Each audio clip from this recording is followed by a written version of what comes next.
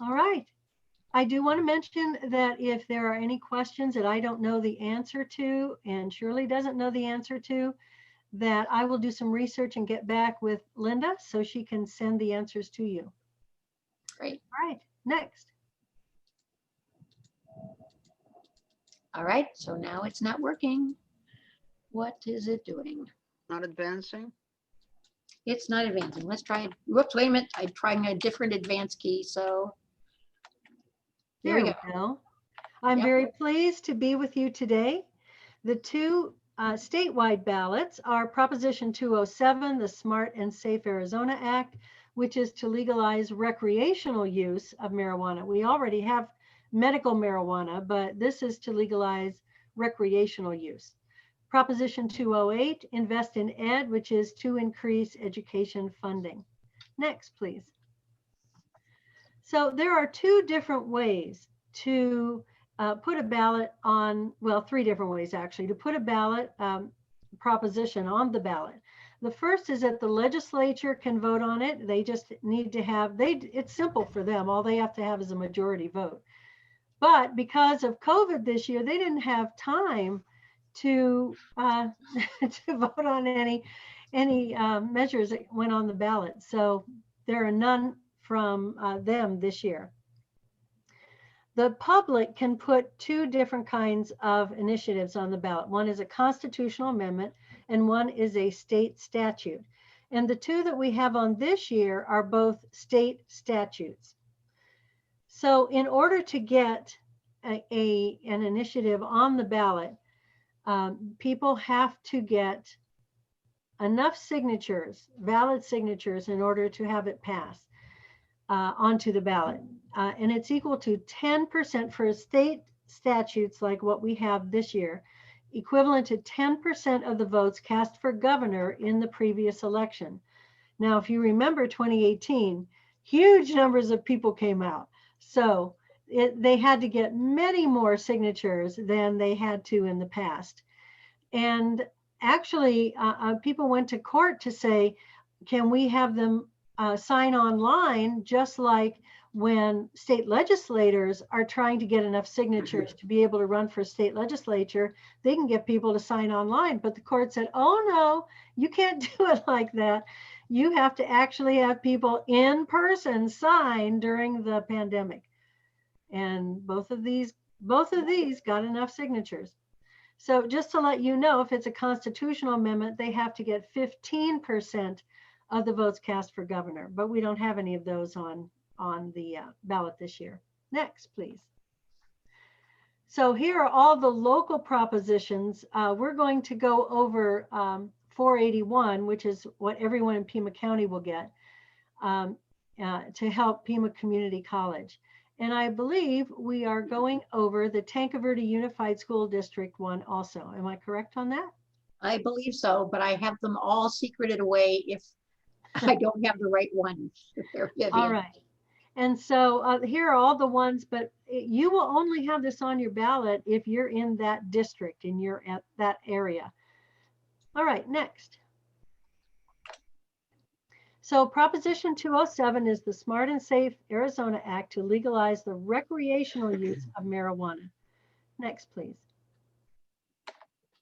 So what it does is it legalizes the possession and use of 1 ounce of marijuana. Now the 1 ounce would be the leaf, smoking the leaf, or putting it in some kind of brownie or something like that, or 5 grams of concentrate. And what concentrate is they concentrate it down and they put it in like some kind of candy or a gummy or a liquid, something like that.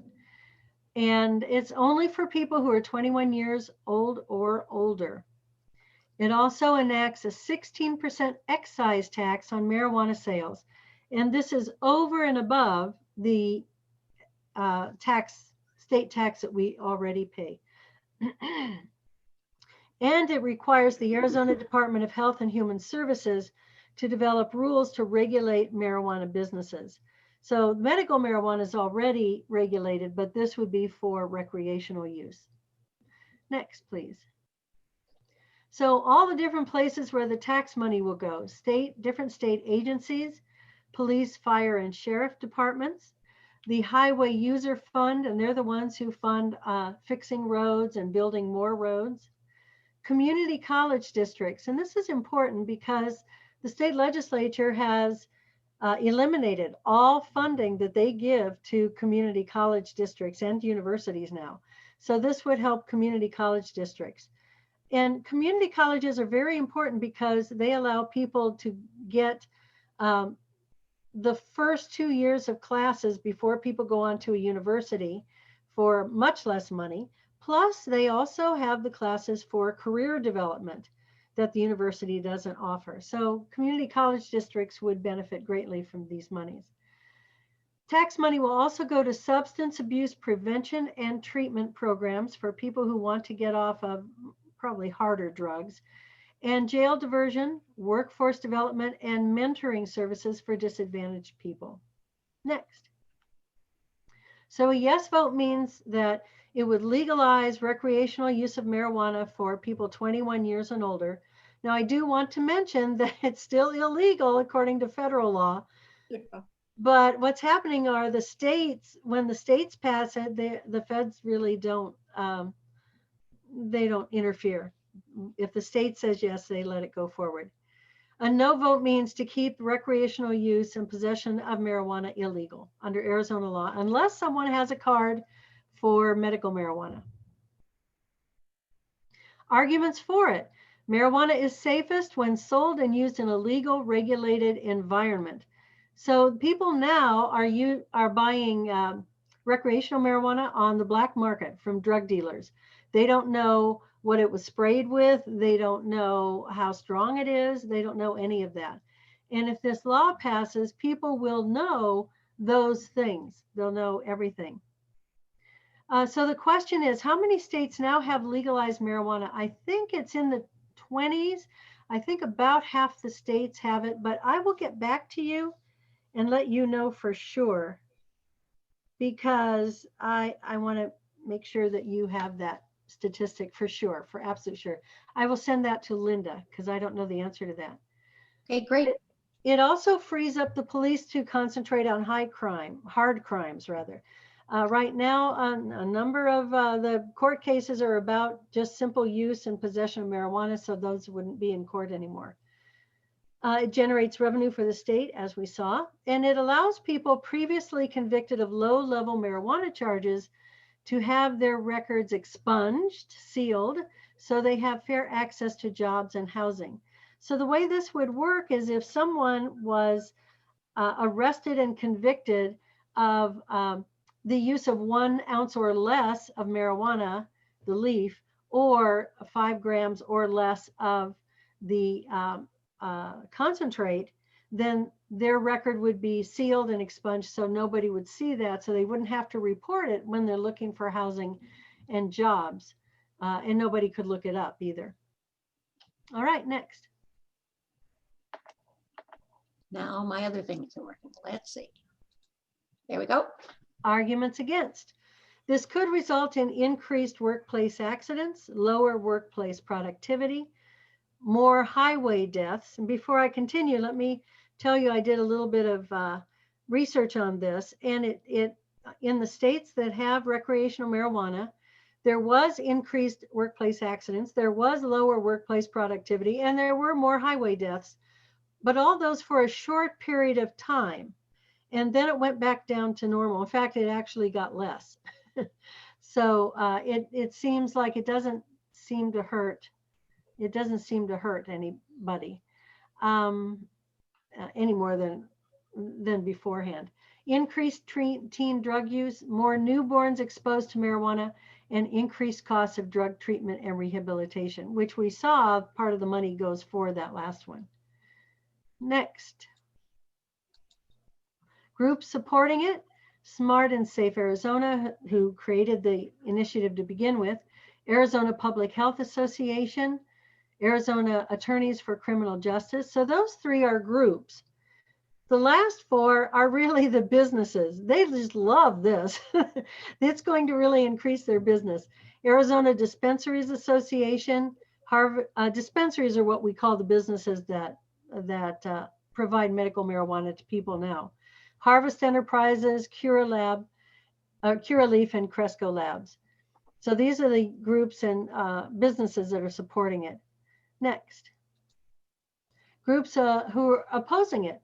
Arizonans for Responsible Drug Policy, Arizonans for Health and Public Safety. By the way, I got these groups from the Secretary of State booklet that was sent out, and they had to pay money in order to have their opposition in the booklet.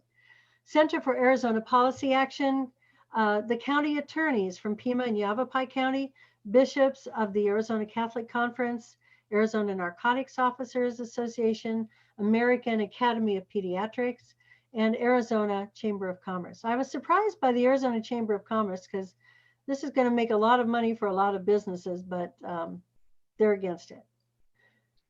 All right, and so before we go on, if you would click off, please, and I have a couple questions in chat. How many states now have legalized marijuana? I will send that to you. Previously, people could be arrested for possession of marijuana in an amount equal to the size of a penny. This allows possession of an ounce, which would be about the size of your fist. That's a big difference, yeah. The question, would the marijuana stores selling medical quantities automatically be able to sell as recreational if passed?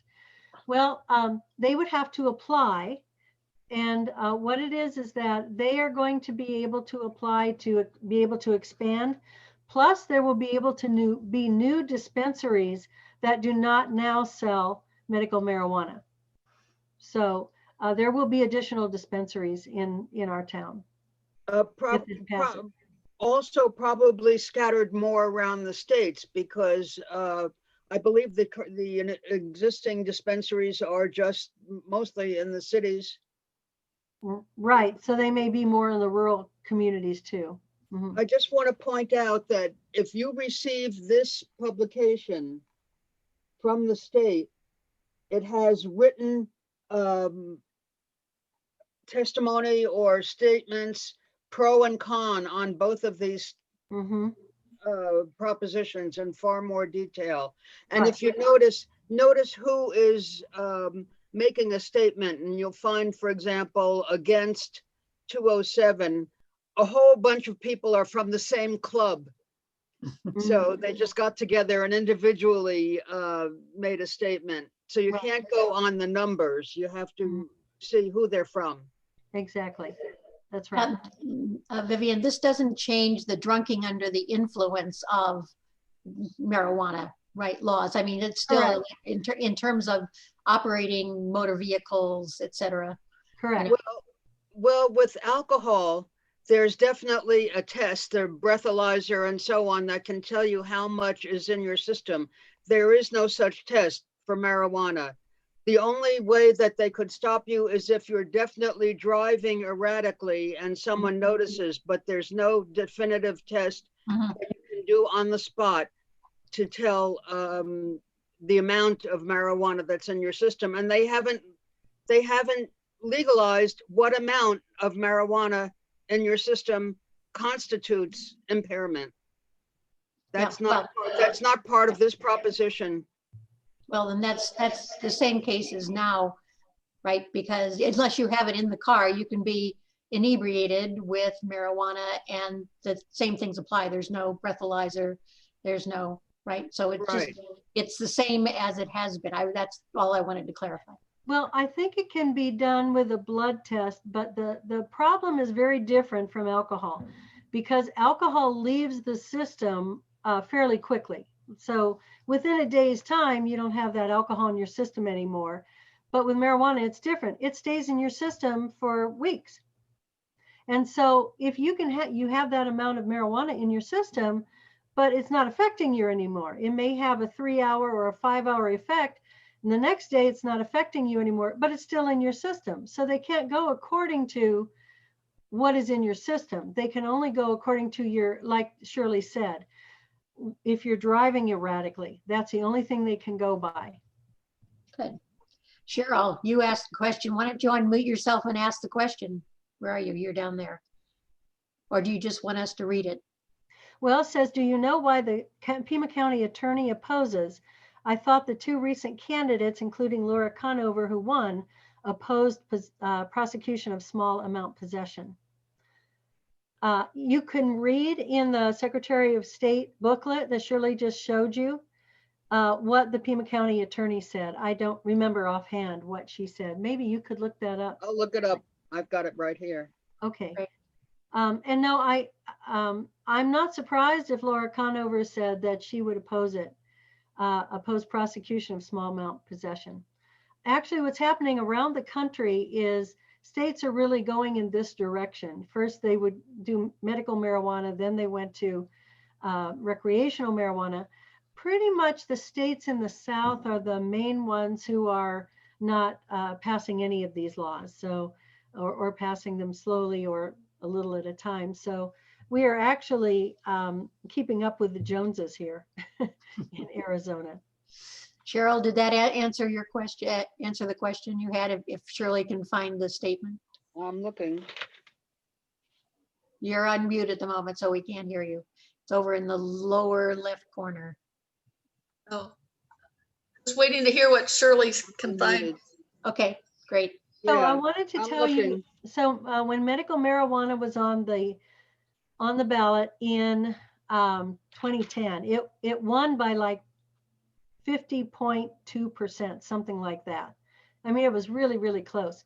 And then in 2016, this type of ballot proposition was also on the ballot to make recreational use legal, and it lost by just a half a percentage point or something like that too. So both of those were very, very close.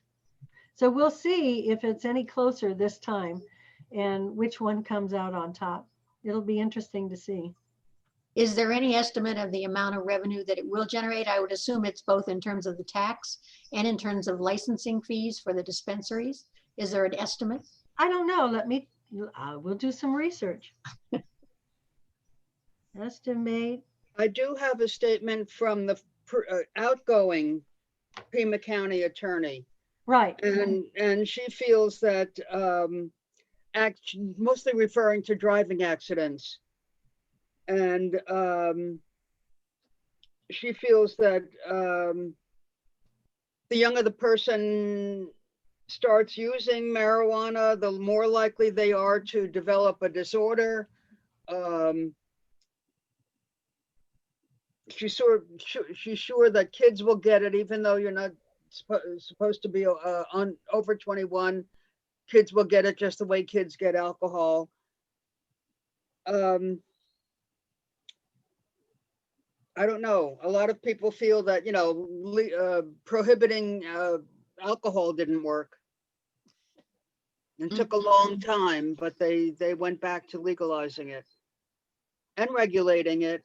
And the state has an interest in regulating it, and they get taxes. So what will happen is, since we have medical marijuana, it's regulated about what kind of sprays go on it. When people buy it, they know exactly how strong it is. And so on the black market, you don't know any of that. You have no idea what it's been sprayed with, if something's been added to it. Terrible things can happen on the black market that would not happen if it were legal. Yes, and one of the selling points on this proposition is that it would take out the cartel's interest in selling it. Mm-hmm. And that's a big thing, because illegal drugs are responsible for an awful lot of crime, not just the crime of selling drugs, but people trying to get money to buy drugs. Mm-hmm. Yeah, there are all kinds of ramifications to it. And I can also tell you, having been a college professor in California before it was legalized, that people under 21, many of them found a way. Is recreational marijuana legal in California? It is now. Recreational marijuana was passed a couple of years ago by California. Okay. So, and I think that's what some of the statistics that Vivian was referring to, in terms of, the initial thing is, oh, it's unique, and people do this, and this rises and that rises, and then it's sort of like, okay, it's more normal, it's more routine or whatever, you know, in other words, things do go back to normal. You don't have the thrill of it being illicit anymore. That's true. That might be part of what the kids, you know, are into as well, right? This, I know my Yeah. mom and dad don't want me to do this, Yeah. sort of thing. My husband's laughing. Oh, by the way, that's the male laughing here over here. He's sitting in the chair hearing our conversation. All right, Joan, let's go to the next proposition. did Joan have a 208. question? Okay. No, okay. All right. Let me go back. All right, here you go, 208. All right, 208, Invest in Ed Act, increase education funding. So next, please.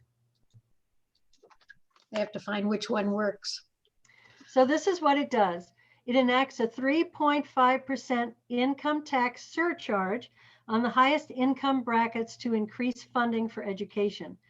Now, keep in mind, this is on taxable income after deductions, not gross, but this is net after deductions. So the surcharge would be in excess of $250,000 for people who are single, and also for $500,000 for couples. So right now, what it would do is keep the current 4.5% tax on all the income up to that 250,000 and that 500,000. It would only affect from 250,000 or 500,000 over that amount. So this is projected to generate $827 million in revenue per year. And the money would go to public school districts, charter schools, which are also public schools in Arizona, state schools for the deaf and blind, and two specific funds that I'm going to show you in the next slide. Go ahead, next. So this is where the tax money will go. 50% to hire teachers and classroom support staff and increase their base pay. And I don't know if you've seen it, but there have been articles recently in the paper about how a number of teachers are not coming back to work because of COVID. They don't want to get sick. They don't want to get their families sick. So we are really short of teachers in the state of Arizona right now. So this would help because it would, number one, increase their base pay. So it would hopefully attract more people and to be able to have more money to hire more teachers. 25% would be to hire student support personnel and increase their base pay. And these would be people like bus drivers and cafeteria workers, things like that.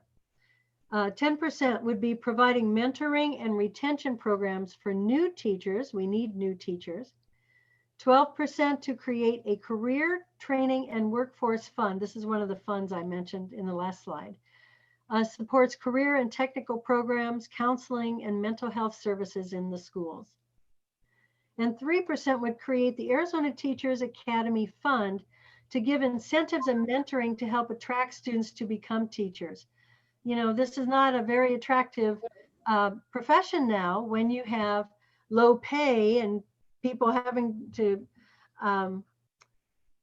you know, possibly get sick from teaching. So these would be incentives for students in college to go on the teacher track and to help mentor them so they become good teachers. Next. So a yes vote means to enact that 3.5% additional tax on taxable income above $250,000 for single people and $500,000 for a couple. A no vote would mean to retain the current tax structure, which is 4.5% on incomes above 150,000 people who are single and 318,000 for a couple. Next. So arguments for are Arizona's per child spending on education is among the lowest in the nation. I think we're about 49th.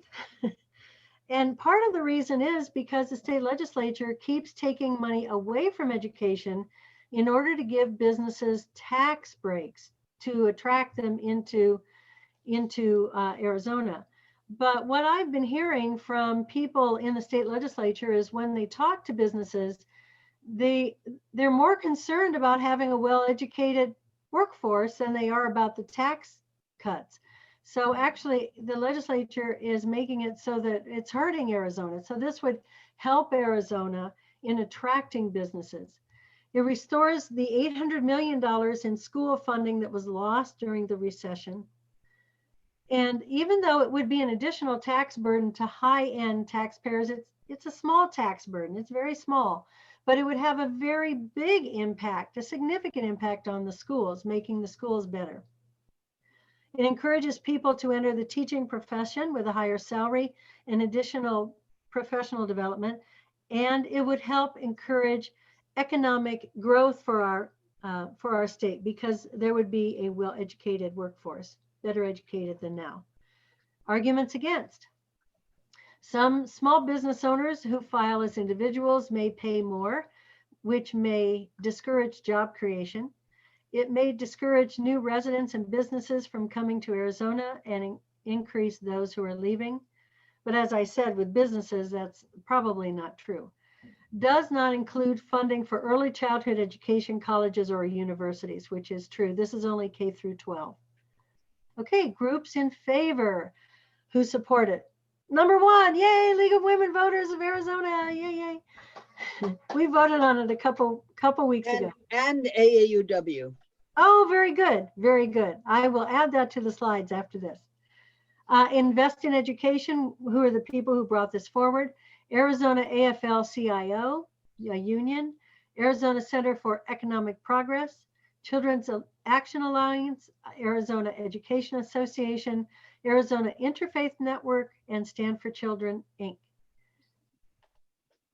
And groups opposing are the Commercial Real Estate Development Association, Arizona Tax Research Association, Arizona Chamber of Commerce, Southern Arizona Leadership Council, Arizona Small Business Association, Arizona Lodging and Tourism Association, and Goldwater Institute.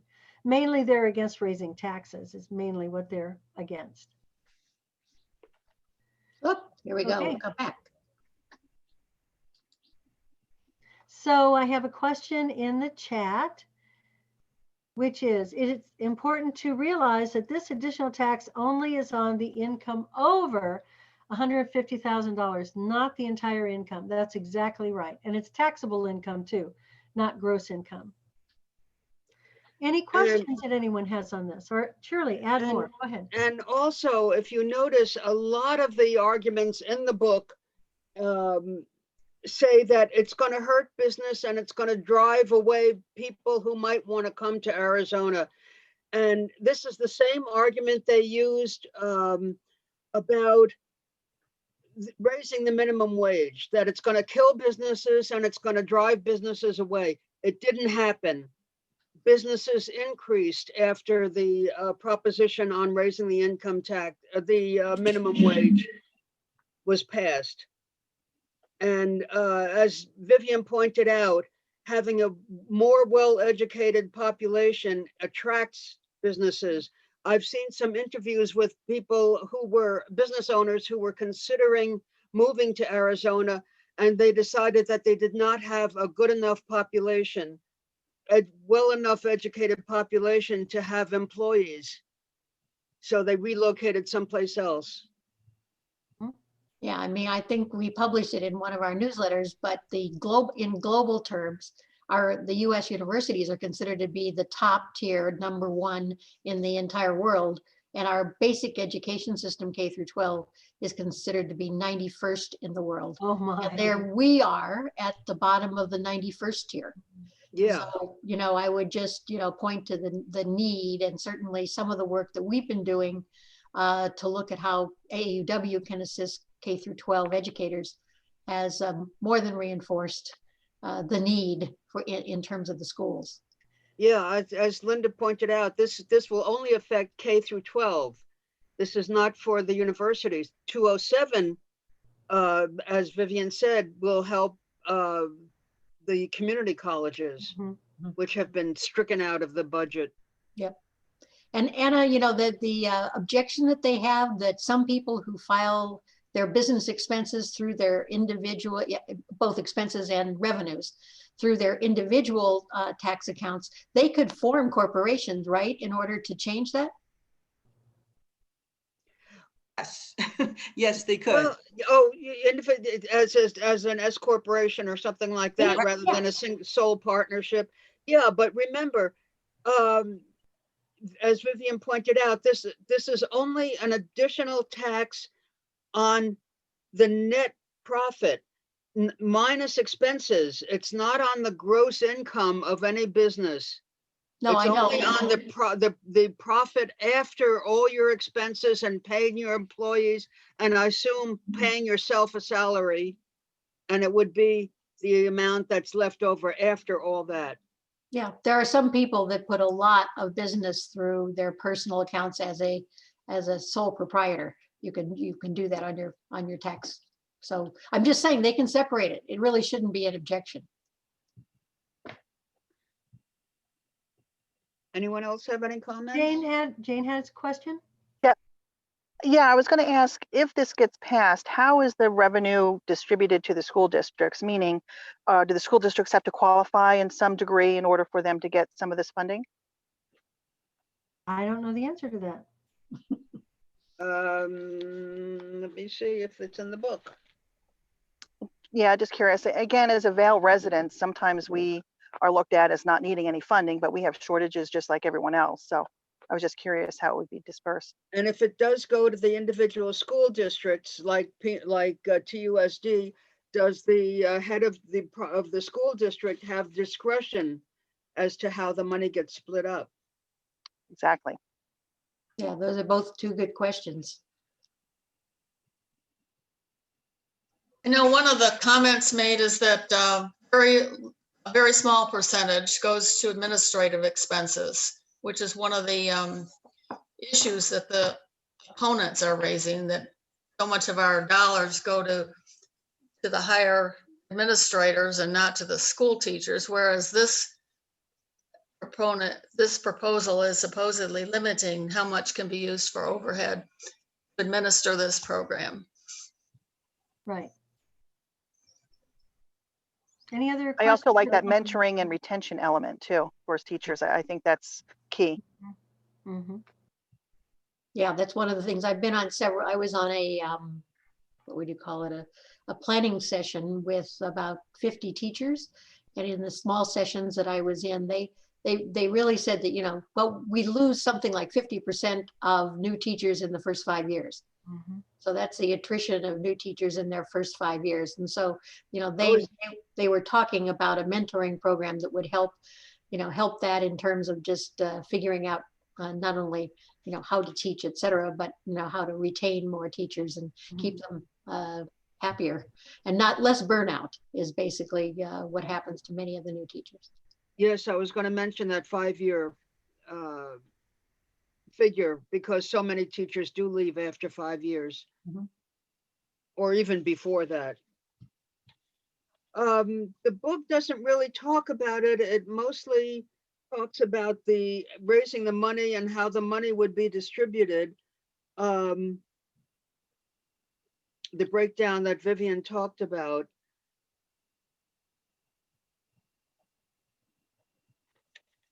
So if we find out, I'll It send out. does say there's a long section, section 4 of this, of the description of the legal description of the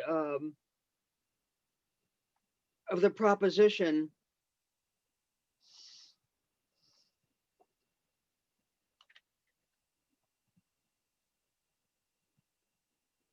It just talks about distribution of the money, and I assume it just goes to every school district in the state. I Whether, would assume it would go according to number of students or something like Well, that. I'm sure, yeah, oh probably. yeah, it would be, I'm I mean, sure it would be. yeah, that's what makes most proportional. sense, apportioned according to the number of students. Mm-hmm. So, Yeah, but we'll try to find out, and I'll add it to whatever email I send out with Vivian's answers to the other questions that we've had. Right. Would you like to go back Okay, to thanks. the PIMA thing, Vivian, or are there Yeah. any more questions? I think we're ready. All right. okay. Okay, you're on the So first slide. This will be on everyone's ballot because as long as you live in Pima County. Can you go one before that, please, Linda? Yes. This is Proposition 481, adjustment of expenditure limit for Pima Community College. And it was the college's governing board that put this on the ballot. So what is an expenditure limitation? So Arizona law caps the amount of tax-based revenue a community college district can use for operational purposes. So operational things are things like classroom technology, faculty salaries, and student services. So it caps the amount that the money can be used for that. The monies now are being used more for buildings and maintenance of buildings. And what they want to do is transfer some of those monies over to student services mainly, is what they're looking at. So the annual expenditure limitation was passed in 1979, and we haven't changed it since then. And so Pima Colleges is the lowest per student spending limit of any community college in the entire state. So you'll see that in a chart that comes up. So what this would do, this would raise the base by $11.5 million to $30.6 million, and it would bring it up to the state average. You'll see in this next slide. If you would get the next slide, you'll see the graph. So this is how much Pima College spends right now. It's $5,423 per full-time student equivalent on student services and faculty kinds of things. And they want to raise it up to the $8,688. And if you see, this $5,423 is the lowest in the entire state. Only Maricopa County is a little bit above Pima County, but that's because they're still at the 1979 level also. So what this proposition would do would be to add about $3,000, a little over $3,000 per full student equivalent, and make us more or less average with the rest of the state. Okay, if you would go to the next, please. So what this proposition does, it asks voters to approve a permanent increase of the current base expenditure limit formula that determines what the college can spend each year to fund operations. It resets this formula so that it's more like $3,000 more per student without raising taxes. What they're doing is moving money around. It's not raising taxes. You're not paying any more for this. It gives the flexibility to change it from the buildings and maintenance into academic programs and student programs. Okay, next. So these are the places the money is going to go to equip and staff career training programs. And as we know, these are really important for businesses. They need to have a well educated, college educated workforce also, not just the kids in K through 12, but college educated. Aviation, hospitality, construction, manufacturing, automotive, healthcare, information technology, and public safety and security. Plus, it's going to provide extra monies for technology students for in the classroom. And support for working parents who now have a difficult time getting these career skills so they can add to their ability to be, get jobs in the kind of career that they want, to be hired. That's right, hired in the places they want. Okay, next. So yes vote means the expenditure limitation will be increased. A no vote means that the expenditure limitation will remain at the 1979 level, which is the lowest in the state. Next. So arguments for is that the college will have flexibility to spend their monies more effectively in the future. And as we know, with COVID, less students are in the classroom physically and more are online. So what this would do is take it away from the buildings and have it more in the student services where it's needed. It adds a $3,000, as I said, per student, full-time student equivalent, and it funds it'll fund state-of-the-art programs focused on student career goals and employer workforce needs. Next, arguments against. Pima College has previously misspent money on building acquisition, renovation, and construction. And so if you vote no for this, it shows that you're dissatisfied with previous spending decisions. So the groups in favor of it are representatives of course, the governing board, because they're the ones who put it on the ballot, and the foundation board for the college, Tucson City Council, Pima County Board of Supervisors, TUSD board. And here are the groups that are supporting it: Southern Arizona Chicanos por la Causa, United Way of Tucson and Southern Arizona, League of Conservation Voters, Southern Arizona Leadership Council, Tucson Chamber of Commerce, and Community Foundation of Southern Arizona.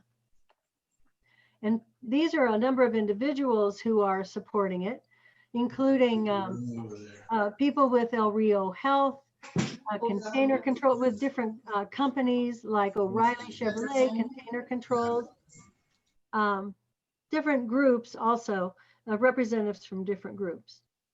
So next, we can only find 2 people opposing it. And both of these, a current board member for Pima College and a former board member. And as far as we can tell, these people are not related to each other, even though they have almost the same name. But those are the only people we could find who were opposed to it. So this is what we want, is to have people vote. And I think we're supposed to take a Yeah, vote. we're going to go to I think I'll have to go to my other slide deck, Vivian. So Yeah, let's okay. take questions. Yeah, I must have taken all of them out of this. Sorry. So It was a little confusing. So there's some questions or comments. Well, I just wanted to remind people that Vivian, as Vivian said, this is not a new tax. It is just a different method of moving money around, so it's more accessible to the students, to the benefit of the students. right, exactly right.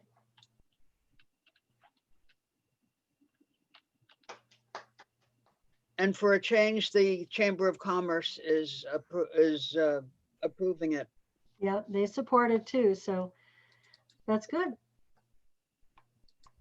I'm going to take the opportunity, since there are no other comments, I'm going to take the opportunity to remind people that if you don't usually vote by mail, there's still an opportunity to vote by mail. They've extended the deadline for applying for a mail ballot. You can now apply up to October 23rd, but I urge you, if you're considering voting by mail, get your application in as soon as possible and get your ballot in as soon as possible. They're anticipating a very large vote this year. Yeah, and the thing is that we don't know how fast the U.S. Postal Service is going to be delivering mail. So my husband and brother and I got ours yesterday. So I'm going to put mine in the mail on Monday. Yeah, Me too. I'm voting this weekend. exactly. So put it in way beforehand. Yeah, so I would say, as someone who spent a lot of time in universities and has studied the budgets of, I haven't seen PCC's budget, but of universities, one of the interesting things to me is most people who want to give large amounts of money to a university give a building, right? So they get the construction of the building done, et cetera. It's added to the They want to see their name on it. Yeah. Exactly. You know, it's like some people give bricks. We sold brick by brick when we were doing the business school at Santa Clara University. Here's the problem. All that maintenance now comes out of the budget of the university, right? You know, there's no more teachers. Well, maybe there are, but I mean, you know, they're just, it's an enormous thing, plus the depreciation, you know, on their net income statement. So I think that's one of the reasons the college expenses have gone up tremendously over the years, is all of the new facilities that have been constructed. And so, you know, this measure to me makes a lot of sense. I also looked up the population of Tucson, Arizona in 1980. It was 450,000 people. Okay, so, you know, that was kind of the base at that point in time in terms of tax revenues, right? Mm. Well, the metropolitan area has over 1 million now. Right, exactly. So we've doubled in size in what, 50 years, 40 years. Any other questions? I found it's Tanca Verde. That's the one you want, isn't it, Vivian? Yes. Okay, Does anybody live in the Tanca Verde district? okay. we'll do Okay, it. so let's go through it. Wait a minute, this, the way I've got this set up, I have to find it again. So we'll just go through, there was BCC. Oops, wait a minute, is this, no, this is Marana, right? Correct. The next Ah, will be. here we go. So There it is. Proposition 483 is an improvement bond for the Tanca Verde Unified School District. Next. So what is a school bond? It is a common form of school district financing for capital projects like equipment, construction or buying equipment. It's essentially a loan from investors who will buy the bonds issued by the district. And as the loan is paid back, they have to pay it back with interest, of course, over a specified period of time. And then the principal and interest on the loan is paid by an increase in property taxes. So this will increase your property taxes. Next. So the money will go for building and equipment, equipping classrooms and science labs for the schools, updating aging facilities, upgrading technology to improve network infrastructure and classroom technology, and replacing aging school buses. Next. So a yes vote means that it permits the sale of the bonds to finance these different expenditures, and no prevents the sales of these bonds. So arguments for, it will improve the school district so it retains its current high ranking. Schools will be equipped to meet the accelerating demands of a well-educated workforce. We keep talking about this well-educated workforce in these different propositions. And it will enhance property values. You know, when people move to a city, they look to where are the schools, where are the good schools located? So it will increase property values. The bond plan leverages the state grant in an effective state-local partnership, and it will cost taxpayers about $62 a year for 19 years. It will cost taxpayers more. So it's not too much. The arguments against is it will cost taxpayers more. So there are all of these, I'm not going to read all of these, but all of these organizations and people are supporting Prop 483. I'll let you look at that for a moment. Whoops. But we don't have any people opposing it right now that we know of. And that's everything with Prop 483. Any questions or comments? Linda, can you go back to the one, the PowerPoint that you just had on? Sure. And go down to the bottom. I want to go to the next to last slide. Keep going. The next to last Next one. to the last, okay. That one right there. This is a screenshot from the Pima County Recorder's Office. As you can tell, early ballots were mailed out. There's in-person early voting at these different places, the downtown office of the Recorder's Office, the East Side office, and their ballot processing center. And you can find from their website where all of these are. October 7th through the 30th. There's also in-person voting in other voting sites here throughout the county from the 26th through the 30th. Emergency voting. This is if you didn't get a mail-in ballot, if you're going to be out of state and you cannot actually vote at the polls on the day of the election. Now, according to the state legislature, they passed a bill that you actually have to write out what your reason is, and you have to have a good reason enough to do an emergency voting on October 31st or November 2nd. Recommended day to mail back your ballot is October 27th, but I'm recommending you do it much sooner than that. Yes. And it says the last day to request an early ballot is the 23rd of October.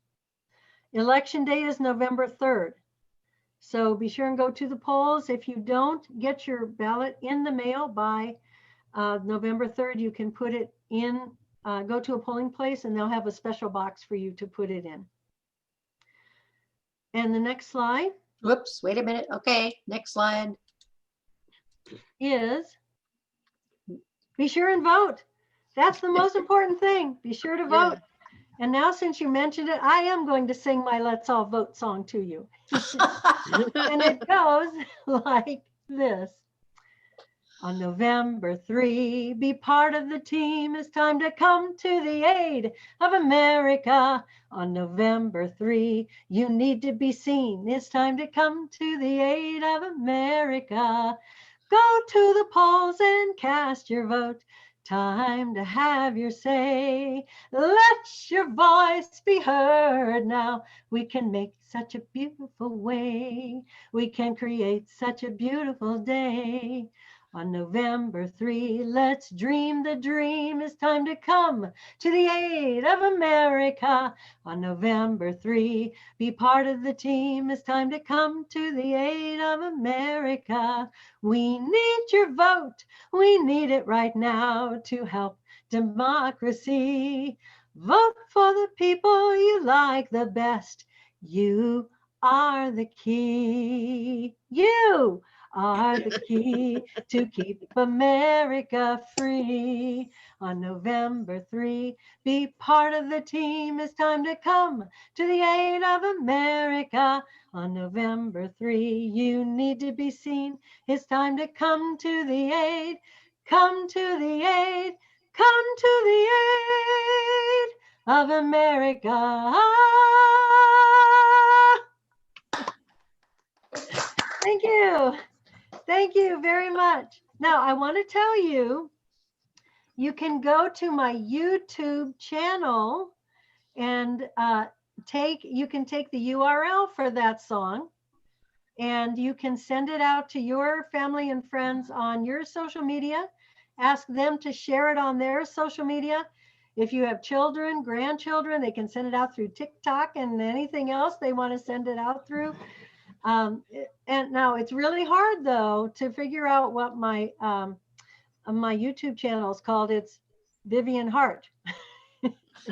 So as you see my name right here, that's what you put into the search part in YouTube is Vivian Hart, and you'll see it on there. So please do send it out. I also have a Spanish song with still pictures if you want to send out the Spanish video also, if you have Spanish speaking friends. So please do send it out. It's called Let's All Vote. We need to help America, especially this election is very, very important. So thank you very much for having me. It's been a pleasure being with you, and I will send my research, answers to my research to Linda, and thank you very much. Well, you've done a wonderful job, Vivian. That song, Thank you, Vivian. that song is like icing on the cake. Oh, isn't it fun? It's a wonderful Well- song. Now, I will tell you, I wrote that in 1984 for the presidential election that year, but I never recorded it until 1918. And then I re-recorded it for 2020. So, I mean, 2018 rather. I recorded for 2018 and now 2020. So that's the song and I love it. So please share it with everyone you know. We need to get as many people voting as possible. This will inspire people. Yeah, well, thank And you. I just want to reiterate, as Vivian said, a lot of people say, I'm a traditionalist. I like to go to the polls and vote. Well, if you feel that strongly about it, you can get an early ballot, fill it out, and bring it to the polls and just drop it off. But you'll get to see your friends if you think they're still there. But especially with the virus, more and more people are going to be doing things remotely these days. So it's easy to do it. But the important thing is, you know, people in our age group are the highest percentage of people voting. You need to get the young people out. A lot of them either say they're too busy or they don't see the point in voting. But especially vote the entire ballot. You've got judges on the ballot that is really important to select. In Arizona, we have the opportunity to vote for judges. They're not all appointed. There are offices that you might not have considered. And the closer you are, the further down the ballot, the more your vote affects you directly. Mhm. So I just want to point that out. And if you have any young people in your acquaintance or your